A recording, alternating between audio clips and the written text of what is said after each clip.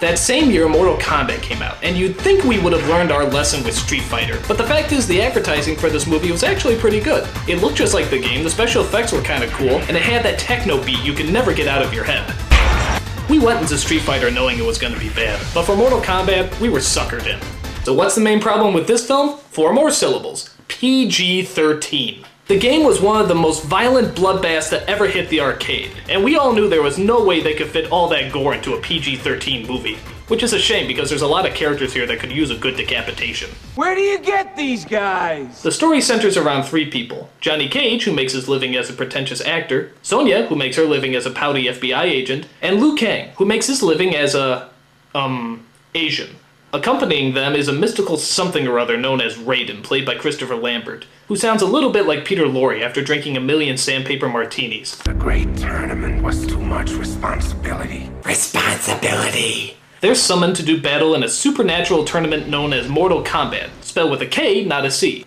Because it's more threatening? All of them entered the tournament for different reasons. Sonya, because she's after a killer named Kano, Johnny Cage, because he thinks it'll help his career, and Liu Kang, because he's, Asian.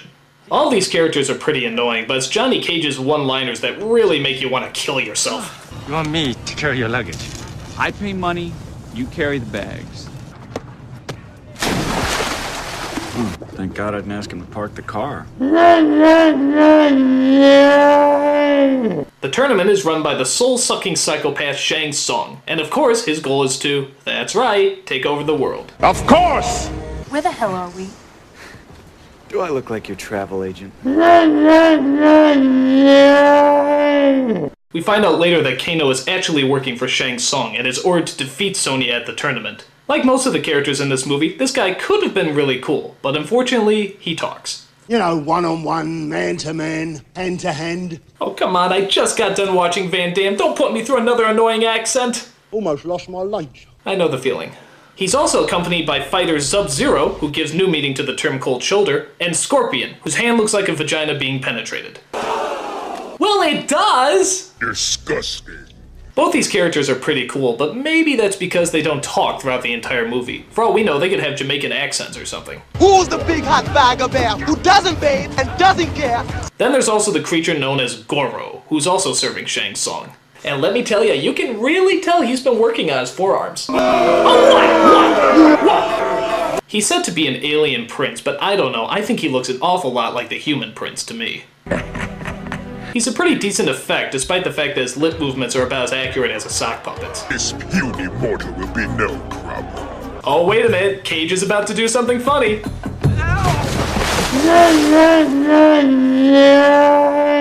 So Sonya defeats Kano, Liu Kang defeats this guy, Raiden croaks up some more advice, and Johnny Cage even manages to kill off Goro, which is an act of kindness after listening to his stupid one-liners. This is where you fall down. We also find out why Scorpion and Sub-Zero don't talk. Scorpion turns out is a fire-breathing skeleton, it happens, and Sub-Zero is too busy pulling energy from his crotch to defeat his enemies. Hey, if you had cold balls of fury like that, you wouldn't be talking much either. Exactly. After that, the film follows a pretty standard format. Someone fights, Raiden talks. Someone fights, Raiden talks. Someone fights, Raiden talks. So what exactly does he talk about? Well, I hope it's not something cliche like you must first face your fears if you were to conquer them. You must first face your fears if you are to conquer them. Fuck me, this is a dumb movie. Come to a little tournament, he said. Be good for the career, he said.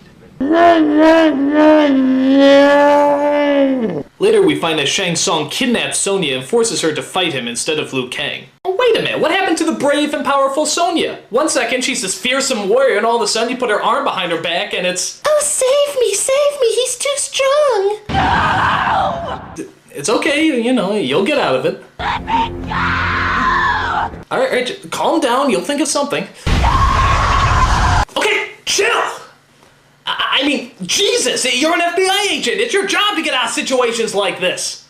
Maybe I should tell her she's not going to be in Mortal Kombat 2. That'll cheer her up. Get over yourself. Looking for guidance, our 2 heroes turn to Raiden for some helpful advice. I have nothing further to teach you. Oh, now you shut the fuck up. The one time we actually need your advice and you have none to give. What kind of Highlander are you anyway? Sorry. The least you can do is tell us where he's taking her. The Emperor's castle. The Emperor's asshole? No! Actually, he was referring to the mystical realms of Outworld. And no, that is not another name for San Francisco. This horrifying dimension has the incredible terror of knocked over statues,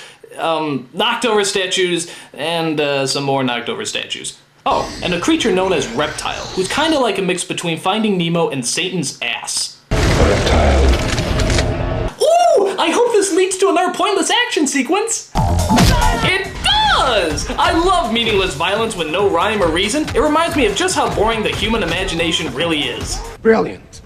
After we see Sonya dressed up in a skimpier costume, which is questionable but not problematic, Shang Tsung enters with a bunch of hooded servants, and we all know how this works. Alright, the good guys are gonna be in the robes, they keep their head down so you don't see them, yeah, okay, they're walking through, okay, make the evil speech, we all know the good guys are gonna pop up any minute, you know, can we just move this along a little bit? How long do we have to wait here? Yes, I know you're very evil and everything, come on, can they just pop out anytime? I mean, can you just hurry up and send in the clowns? They're already here. Hooray! Let's celebrate with more fighting!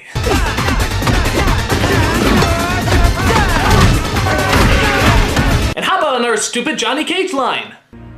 Nice dress. Okay, seriously, no more Johnny Cage jokes. I just can't shrug anymore. Enough! So Liu Kang defeats Shang Tsung, rescues Sonya, sets free all the little Casper ghosts, and they live happily ever after. Or do they? What is it? Emperor. You weak, pathetic fools. I've come for your souls. I don't think so. Well, I do. When the credits pop up, that means it's time to leave the theater and never look back at this horrible film as long as you live. Now granted, Mortal Kombat isn't quite as bad as Street Fighter, but that's kind of like saying being stabbed in the stomach isn't quite as bad as testicular torture.